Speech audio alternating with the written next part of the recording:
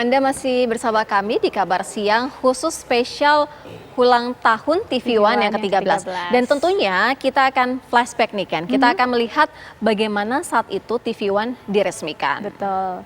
Dan kita juga akan melihat bagaimana proses peresmiannya. Dan kita tapi akan mengajak juga nih berbincang narasumber yang spesial juga di hari yang spesial. Sudah bergabung bersama kita ada Bapak Jusuf Kalla. Assalamualaikum, selamat siang Pak Jusuf Kalla.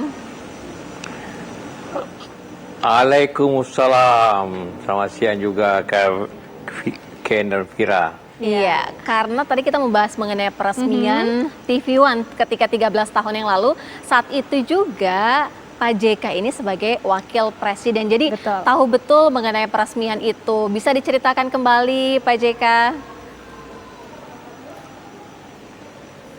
Ya, malah saya tahu juga prosesnya. Ini kan TV One dulu berasal dari TV kan? Iya.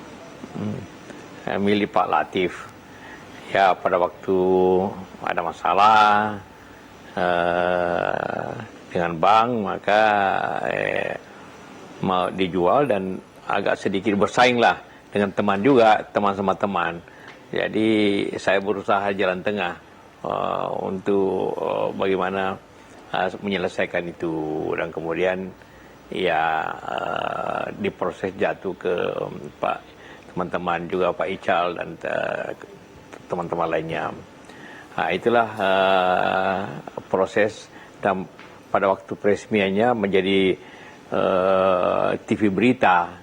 Kan asalnya TV biasa ya, kemudian menjadi TV berita. Nah, itu juga yang kedua setelah Metro. Nah, ini tentu yang kita harapkan bagus, makin TV berita di Indonesia makin bagus, karena ada semacam persaingan gitu ya, mana yang terbaik gitu kan. Nah, sehingga menimbulkan lebih banyak kreativitas lagi antara keduanya, dan juga TV berita berikutnya berkembang juga. Jadi ini sangat penting karena kita pada masyarakat golongan menengah ke atas mungkin yang pentingkan ialah berita atau analisa, bukan hanya hiburan atau telenovela pada zaman itu atau hiburan-hiburan lainnya.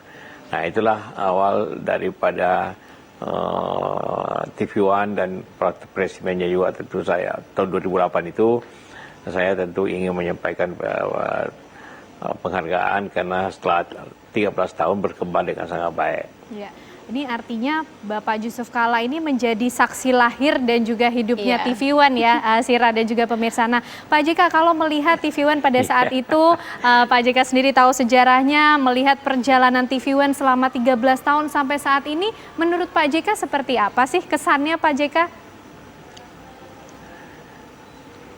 Ia sangat inovatif dan punya ide-ide berkembang sesuai zamannya, dan punya sebenarnya acara yang sangat fundamental, yaitu Lawyer Club, ALC, yang barangkali suatu talk show yang terlama di dunia, bisa 5 jam. Itu juga kita merasa kehilangan karena tidak adanya lagi ALC itu juga. Di samping juga akibat teknologi yang makin maju, maka kecepatan berita menjadi bahagian daripada harapan masyarakat, dan juga karena itulah maka dengan TV berita semua berubah.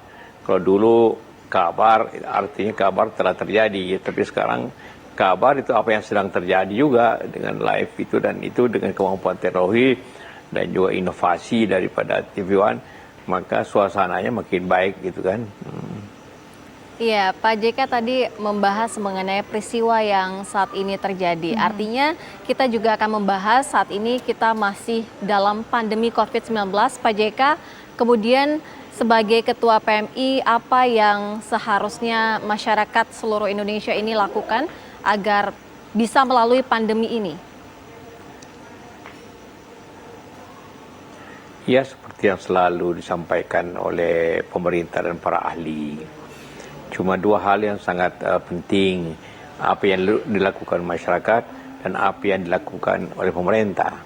Yang dilakukan masyarakat 3M, yang merupakan disiplin lah ya, pakai masker, menjaga jarak, dan juga cuci tangan ya, mencuci tangan.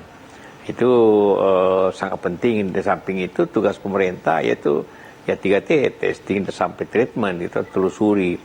Nah, ini dua hal yang sangat penting. Kalau PMI itu berada dalam posisi untuk membersihkan, jadi sterilisasi daripada kota-kota dimanapun di Indonesia ini, disinfektan yang dijalankan dengan massal, dan sudah hampir setahun ini PMI beroperasi di situ untuk karena virus ini tidak bisa dilawan terkecuali dihindari, tapi bisa dilawan dengan disinfektan.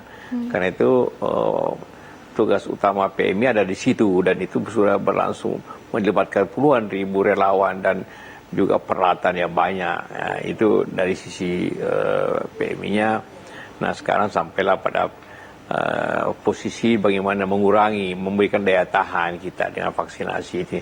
Jadi proses ini berjalan dengan 3 hal pokok, yaitu disiplin masyarakat, kecerdasan, kecepatan pemerintah menanganinya, dan juga intervensi daripada masyarakat seperti yang dilakukan oleh Palang Merah dan juga kadang-kadang polisi dan pemadam kebakaran untuk mengatakan disinfektan di seluruh Indonesia, karena kita tidak tahu virus itu ada di mana, sehingga harus betul massal.